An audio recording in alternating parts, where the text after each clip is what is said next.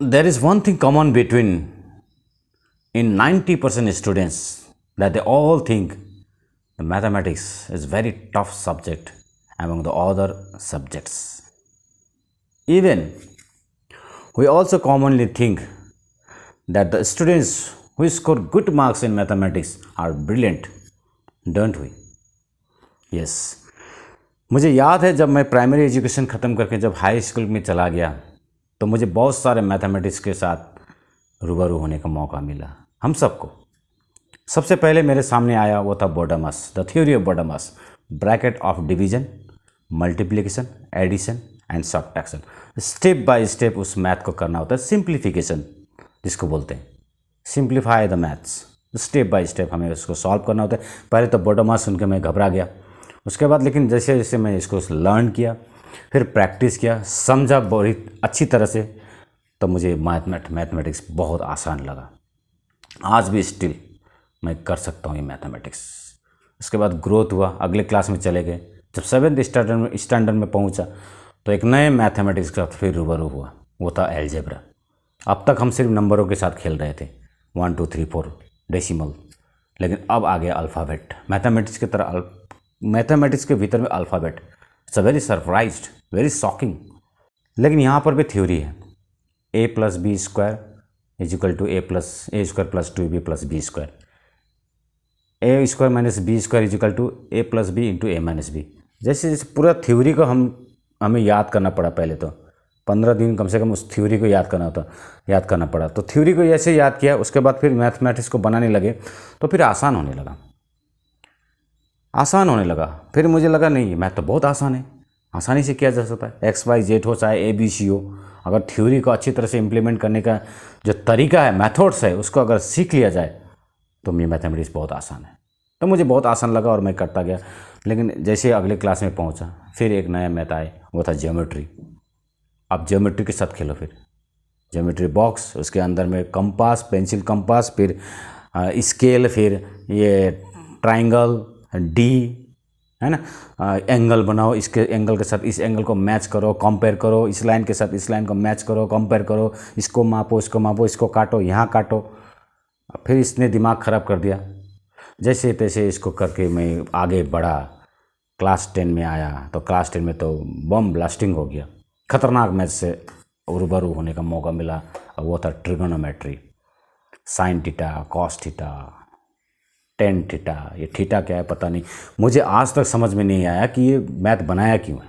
लेकिन मेरे मैथमेटिक्स में कमज़ोर होने लगा, और कमज़ोर होने के साथ साथ मैं जब क्लास 10 को बोर्ड के एग्ज़ाम में जैसे मैंने पास किया, बड़ी मुश्किल से 32 नंबर लेकर पास किया, उसके बाद मैथमेटिक्स हो गई राम राम। उसके बाद आगे भी शायद मैथमेटिक्स के बहुत सारे थ्योरीज हो गए, लेकिन मुझे पढ़ने का मौका नहीं मिला, क्योंकि मैथमेटिक्स पढ़ना 90% स्टूडेंट्स के लिए तो बहुत ही मुश्किल है।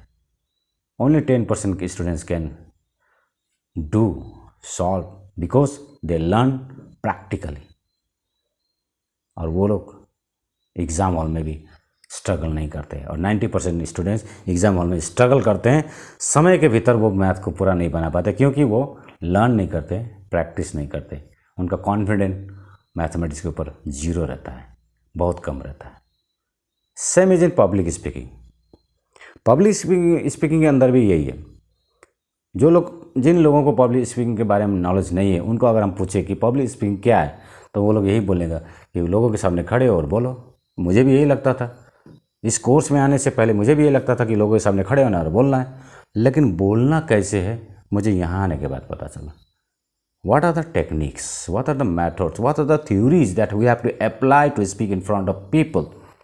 ये मुझे इस 21 दिन के कोर्स के अंदर में आने के बाद मिला। मुझे मास्टर कोर्स के अंदर में मिला।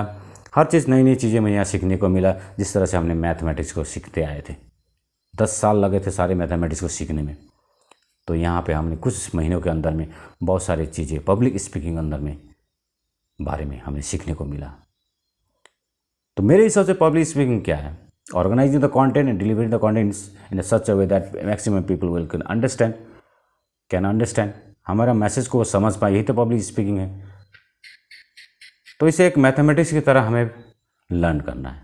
जिस तरह से मैथमेटिक्स के अलजेब्रा की थ्योरी को हमने याद किया था, जिस तरह से ज्योमेट्री की थ्योरी को हमने याद किया था, जिस तरह से बोडोमस की थ्योरी को हमने याद किया था, उसी तरह से हर step, how to deliver the content, how to organize the content, how to start, how to end, सारी चीज़, how to engage the audience, सारी थ्योरियों को अगर हम याद करेंगे, लर्न करेंगे, प्रैक्टिस करेंगे, इसको इम्प्लीमेंट करेंगे, ताकि हमें कहीं पर भी खड़े हो, कहीं पर भी खड़े हो, किसी भी समय लोगों के बीच में अगर जब हम खड़े होते हैं तो अपना कॉन्फिडेंट के साथ हम अपने कंटेंट को डिलीवर कर सकें with in the given time. जिस तरह से एग्ज़ाम हॉल में 90% स्टूडेंट्स क्या होते हैं, फेल होते हैं, अपना कॉन्फिडेंस नहीं ला पाते, समय के अंदर अपने मैथमेटिक्स को नहीं कर पाते, स्ट्रगल करते हैं। उसी तरह हम स्ट्रगल करना ना पड़े, उसके लिए हमें सारे थ्योरीज को लर्न करना है, प्रैक्टिस करना है, और ज़्यादा से ज़्यादा समय हमें उसे इम्प्लीमेंट करना है कहीं पर भी, ताकि हमें अच्छा पब्लिक स्पीकर बन सके, एक अच्छे मैथमेटिशियन की तरह।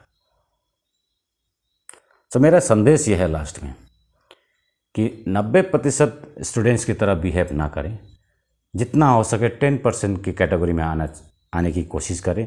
Always remain under the 10% category and be a good speaker. This is Prandeep Lone. See you again with another challenge. Thank you very much.